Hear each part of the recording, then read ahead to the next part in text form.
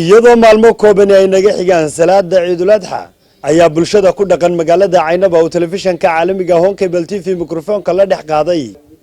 ayaa waxay ka warbixiyeen sida ay ugu diyaar garoowayaan munaasabada ciidul adha ana kuwan iyagoo dareenkooda cabiraya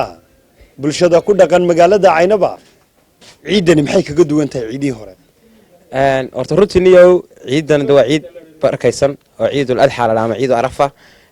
ciidii hore waxay kaga duwan tahay ciidii hore waxa xanibay cudurkii halista ahaa COVID-19 sidoo kale daawadayaal waxaanu ku sii dhex jirnaa maalinta ciida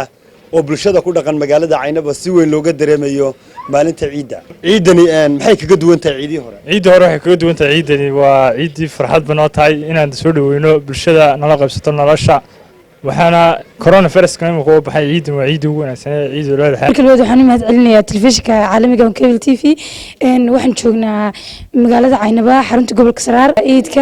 ciidul adha si fiican baa looga dareemayaa ciidkan magaalada caynaba ciidii hore waxay kaga duwan tahay ciidkii hore waxa xadidnaa dadka sidoo kale bulshadu isma dhexgalaynin oo waxa jiray xanuunka COVID-19 ka waan faraxsanahay ciidan ciidii hore way ka duwan tahay ciidii hore corona xanibay alxamdulillah tan waxa jiray magaalada caynaba soo baxay dhaqdhaqaaq marka shacabweynaha ku dhaqan magaalada caynaba waxaan leeyahay ciidul caafiya runtii waa carwo aan customerkeeda nahay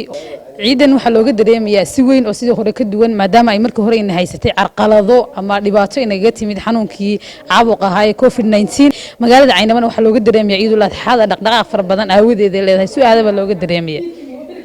ciidani run ahaantii ciidihii kale waxay kaga duwan tahay ciidii ka horreysay waxay kaga duwan tahay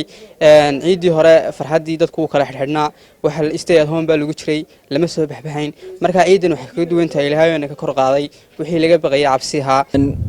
munaasabada ciidul adha waxa laga dareemay magaalada madaxda gobolka Saraar caynabo si aad iyo aad ayaa lagu daroobayaa insha Allah waxaan leenahay ilaahay inuu gaarsiiyo bashbash barwaaqo وعلي هذا علي تاني ورركة تلفزيون كون كيبل